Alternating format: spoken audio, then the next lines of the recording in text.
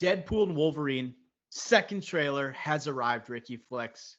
We are recording the day the trailer has dropped, a special edition of the Drive-Thru. We're doing more and more of these types of episodes with big, juicy trailers and news dropping.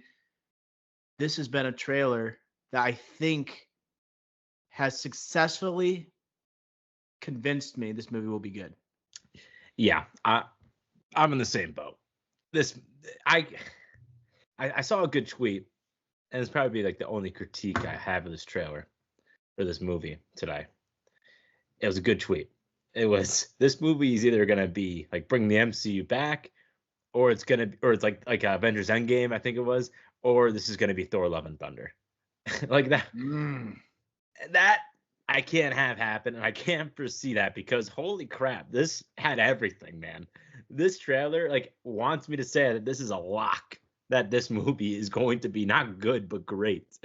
I Mm. I could see it. I guess like if I had to go another criticism, I guess is like like maybe it doesn't come together with matching the MCU where like it tries to like connect it to the MCU and everything at the end with like other storylines or like post. I don't know. Portals. But yeah, the portals is what I'm thinking of. But dude, this looks like Deadpool, man. This is it. Sean Levy, I've been critical of. It looks like hey, they had a formula, they had a structure in place, and it was just plug and play. It didn't matter who was going to be in this director's chair. Like it was just plug and play. Deadpool is just like a unstoppable force. He's inevitable, as Thanos would say, although he will not be in this film, but I don't know how many times he will be referenced. I mean, for God's sakes, Thanos was referenced in Deadpool too. I think this movie has done an incredible job building up hype when it didn't really need to, right? Because it's Hugh Jackman returning as Wolverine. We get to see Deadpool for the first time in the MCU, and we see these two in tandem. That has been the dream team that we never thought would come to fruition. I think the trailers, both of them, have done an amazing job of building that hype, but not giving away the juiciest parts of the story. You know, we have minor cameos that we see from Bryan Singer's X-Men universe. We get like Lady Deathstrike, we got Toad in here, and we even get like cameos from characters from X-Men First Class. Like we're gonna see those Fox characters expecting to see, but I just know we're gonna see more. I know it. I expect to see Avengers in this movie, to be honest, Ricky Flicks. And I really think they didn't need to show it in the trailer. We got our first look really at the villain, Cassandra Nova, played by Emma Corrin, and we got a small taste of her, the evil the evil twin of Charles Xavier. This has me hyped beyond belief. And we haven't even seen Wolverine with the mask on yet. You know, like that's something that they're saving too. The small details. Yes, we're going to show Hugh Jackman in the second trailer. He's not going to wear the mask though, right? He's going to have the yellow suit, and we're going to see him with sleeves. We're going to see him without sleeves, and we're going to give Wolverine a substantial story. And I think that was the other big takeaway after I watched this trailer. That I was thinking about Sean Levy's quote, where Sean Levy said, "This is not really Deadpool 3. This is Deadpool appearing in his third film." And what I took away from that is that this is a tandem story. And this trailer is saying that we have another variant of Wolverine, played by Hugh Jackman, and he's going to have a worthwhile story. And we know Hugh Jackman has made a bunch of money playing this character for 25 years. He needs a substantial reason, aside from a check, to come back into the role, especially with the send off he had in Logan. And I think he's going to be able to do something a little bit different, although not too different from like the character we saw from Logan. He's going to have a little more fun in a lighter tone of a film. The stakes are a little bit different with this variant of Wolverine. They're making it seem like he is responsible for the perishing of the X-Men and the downfall of the world he is from. He seems like he's beaten down. He's depressed, you know, in a similar state he was in Logan. Just the stakes are raised, quote unquote, right, with this type of movie and like the multiversal type of stakes. So I'm really interested in what they do with Wolverine, and it really is a duo type of film. This is not just the Wade Wilson show as much as we were expecting it to be. Yeah, I totally agree. This feels like this is like the title, Deadpool and Wolverine. It does feel like a tandem. And I remember what was it? We talked about this like years ago where Ryan Reynolds said like, oh, like I pitched this idea for a Deadpool Wolverine like cross country type of movie. This is it. This is it through portals. Like it's kind of what this is. And I really like what they're doing here. Like I do think again, I'm not trying to be a downer on this because I think this trailer was near perfect. But if you had to think of like one thing, another thing that could like go to haywire is that like, oh, we're going through portal to portal. We're kind of getting away from the story. And Logan had such a great ending to his story.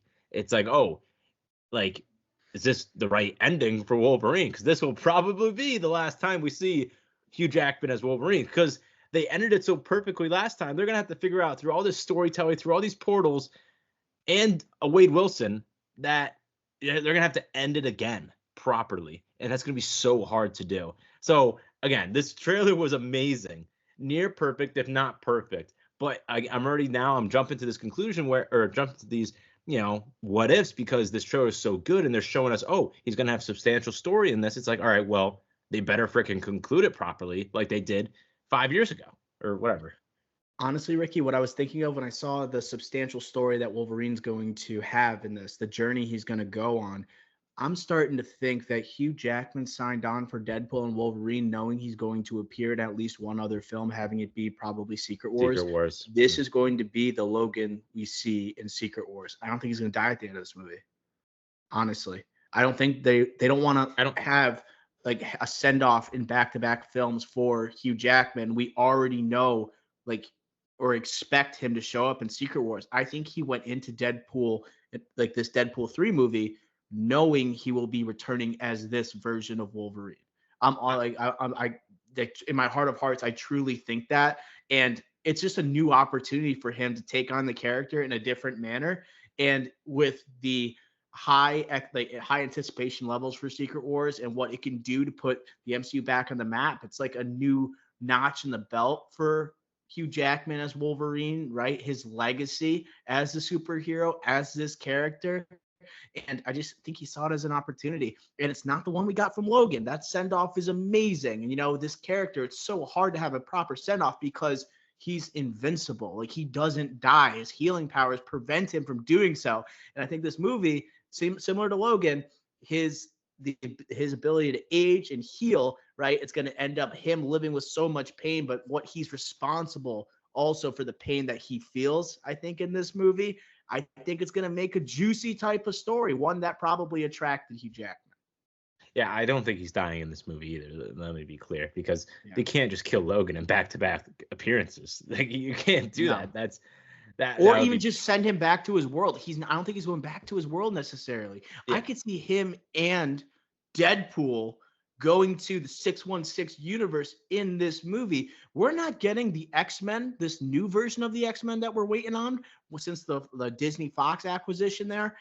I don't think we're getting that till post Secret Wars. Like, I don't think we're going to have a new Wolverine introduced in this movie. Hugh Jackman is going to be the Wolverine, I think, coming to the 616 until Secret Wars. Let's not forget though, from the first trailer, the white suit potential Wolverine, and I still am on the bandwagon. That's Taron Egerton. Okay. I'm still on that bandwagon. But do you think we're going to be introduced to another Wolverine in this movie that will be the 616? No, I don't think there's going to be X-Men in the 616. Think about the X-Men storyline that we're seeing in X-Men 97, like mutants in the world, the huge clash and humans versus mutants. Like the Earth that we're in the MCU would already have X-Men in it and be a problem culturally in society throughout, like globally. You can't have the X-Men just appear in this world. It has to be a multiversal story now with the X-Men. You can't just introduce the X-Men now. That's why I think the X-Men, like think about Captain Marvel post-credit scene, not in 616. And that was with Beast with Kelsey Grammer. So I think the X-Men, no matter what, will not be in 616. It will be a multiversal story. And I like your take how it will be after Secret Wars, because that's something that a huge, huge, huge project for the MCU, for Marvel, and they could kind of rely on that to keep their fan base going post Secret Wars. Because imagine if you introduced that before Secret Wars, and then after Secret Wars, it's like, oh, what are you looking forward to next? You kind of, unless you bring back characters like the original Avengers.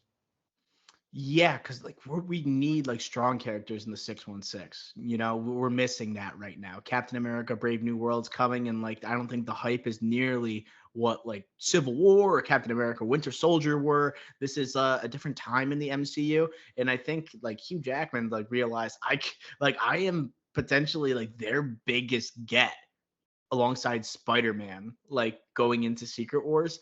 I just think his next movie will be Secret Wars, but he's going to be within this world, and I can see him being referenced along with Deadpool. I do want to talk about, you mentioned the portals here. First thought that went through my mind is that this is a fake out. They're not actually jumping through a portal in the movie. And if they are jumping through a portal that is there, I could see them in Deadpool fashion being swatted away somehow by Eliath or um whatever I guess defense, right, is or whatever opposition they have in the void. I could see that happening as well because I was like, okay, this could be like a Hulk situation in Infinity War, right? In that trailer where Hulk is on Earth fighting on Wakanda. There's a good chance this was just a juicy opportunity to kind of have those MCU connections to tease audiences, but still like throw them off a little bit. Did that go through your mind at all? I don't hate the swatting idea, but you don't show us portals, and there's not going to be portals in this movie. You can't just do that, Then especially who? because Oh, sorry. because the TVA has their own type of portal that they use, and he's obviously with the TVA here. So there's a reason. They're telling us something here with the portal, just the presence of it. We can't just be doing jokes like that when you already have a presence of a portal. That's why, like, I don't think that it's fake. I could totally see like a swatting in one instance with a portal, but I think without a doubt there will be portals in this movie. And whether it's a Wong, I know you off mic you were mentioning maybe Wong in this movie, maybe a Doctor Stephen Strange, maybe a variant of Strange, something like that. Could totally see any of those, but I definitely see portals being involved in this movie. I just wouldn't be shocked by the misdirection. We've seen it in time and time again for major MCU releases trying to throw fans off the scent. And I was thinking about who I would want to see throw in the portal in that situation. Number one is Wong. Like Wong has established himself as one of the best comedic supporting characters in the MCU. And his like stock has kind of risen over time in the MCU, right? Like arguably the best part about She-Hulk, right? Doctor Strange, Oof. he's like the sequel, he's the Sorcerer Supreme, and he's in Spider-Man: No Way Home, right? He's come a long way since the original Doctor Strange back in 2016. But the second person I would like to see it be Doctor Strange himself, because Doctor Strange, we've seen him in movies that are lighter in tone, more comedic in tone. Think about him, how great he was in Thor Ragnarok. He was great in that movie. I would like to see an actor who can do everything dramatically that Benedict Cumberbatch can do, but also has very underrated like comedic timing with a Ryan Reynolds. I think that would be incredible. And the thing is, like Stephen Strange is never too shocked by the characters he runs into. Like I don't think he would be taken aback by Deadpool. I think he would ride the waves because with like the journeys he's been on, the peoples he's seen in these different multiverses, nothing will throw him off. I think that would be my number two. I think the other potentials, America Chavez here, I don't think she's a big enough character or well known enough where Yeah, it really no. packs a punch. And then you have Ned with the sling ring. And Stop I it. get I could see like Deadpool making fun of that in this movie, to be honest, from that No Way Home moment. But I don't think we'll ever see Ned with another sling ring. That will never be, I think, grown in story within the MCU. That would But be like a that's my roll opinion. your eyes moment in the theater if that happened. 100% Ricky Flicks. Where else do we go? I think we could talk about Cassandra Nova a little bit because this is a very interesting character. One that seems like she has a base in the void, one that we've seen in Loki season 1 and 2. In this base in the void, we have this giant helmet of Ant-Man. We don't know if it's Hank Pym, we don't know if it's Scott Lang, but some Ant-Man that has been killed or maybe pruned. And it's not just the helmet of an Ant-Man, but the skull is inside of it. And that kind of like builds into the evilness of a Cassandra Nova. Is she the one responsible for killing this huge, like superhero, like literal huge? I'm talking about in size, but I think she has some lightheartedness to her in this, in terms of like, I think she can be comedic. She's talking about these silly boys, right? Talking about presumably Deadpool and Wolverine, but also seems so powerful. That 1 2 second sequence of her basically telepathically controlling Wolverine, like without touching him, moving his claws, stabbing Wolverine in the side, and then just almighty, it's like Professor X if he went batshit evil. That seems like what we're getting Yeah. here. Emma Corrin, I don't know too well. I know she was in The Crown and she played Princess Di, but I think Deadpool will easily make a joke about that in the movie. But I think she looks pretty formidable for someone I don't really know too much about. Yeah, I only know with Cassandra. Well, Emma Corrin, she's a legit actress. She's legit. I like the casting. As in just I like to see her like get into more recognized or bigger things. But for Cassandra Nova, interesting because obviously like evil twin sister basically of Professor X. They were in the womb together. She tried to kill Professor X while they were in the womb, which is kind of nuts to think about. But the other thing I wanted to mention is, again, we're thinking of X-Men 97 recently. And Cassandra Nova is a relatively newer villain in Marvel. Because she was introduced in 2001. And in that comic, apparently, she annihilated Genosha with Wow. Wild Sentinels. What just happened in X-Men 97? No spoilers, but I know it's not her. I'm just saying maybe they're making like somehow like maybe like when Matthew McFadden was like, oh, this Wolverine let his world down. Maybe it's a connection with that. And like this Cassandra Nova basically annihilated Genosha. Wolverine obviously was there for that. That's why Wolverine hates this woman, hates Cassandra Nova so much. Maybe that could be like a connection here because of that one-on-one battle scene. You could tell Wolverine wanted to absolutely annihilate her. So I'm just making connections. I'm putting some dot points together. But that's all I know about her. That's absolutely all I know. And that she's bald. Maybe she was such a threat, she got pruned from that timeline that Wolverine like failed at saving. It does seem like they may have a history with one another from that battle Right. sequence. And you're also thinking about what is going to convince Wolverine to go on this journey with Deadpool, potentially to the Void, and take on this Cassandra Nova. I think it might be because he has a past history with her. I don't think that's a bad Redemption take. arc. And like Wolverine is in such a dark place at the beginning of this trailer. I also thought when he was at the bar, you know what that looked like? It looked like the teaser trailer for the video game that was going to come out regarding Wolverine. But also, you think of bar sequences, you think of X-Men First Class, right? It was First Class. Yes, it was. With Professor X and Magneto visiting him at the bar and him telling him to fuck off. We kind of have a replay. It's a kind of a mash of those two types of scenes. But you have in that scene at the bar, you have the gun that Wade Wilson points at Logan, and Logan just leans into the gun, just tells you the place he's in right now, and his claws aren't coming out, and like I think, what do you say, whiskey dick claws? Is that what like whiskey Deadpool called them? Whiskey claws. Great joke. I think what you're seeing is like maybe he just doesn't have the passion to be Wolverine anymore. Like we know, like iconic line from Bryan Singer's X-Men is when Rogue asks him, "Does it hurt when the claws come out?" And he says, "Every time." Now it's like, does he have it in him to take the claws out? Does he have that fight in him? That's kind of what I took away from that scene, Ricky Flex. I think there could be a really great arc here for Wolverine that people have been sleeping on, but people are starting to realize it from this trailer. Yeah, and like they have the flashback situation of him on his knees and like the tombs or whatever, like the whatever crypts or whatever. Those got to be the X-Men. They got to be the dead X-Men. So it's getting deep and serious with this storyline. And again, it goes back to what you were saying with Sean Levy, saying like this isn't a Deadpool 3. This is Deadpool and Wolverine.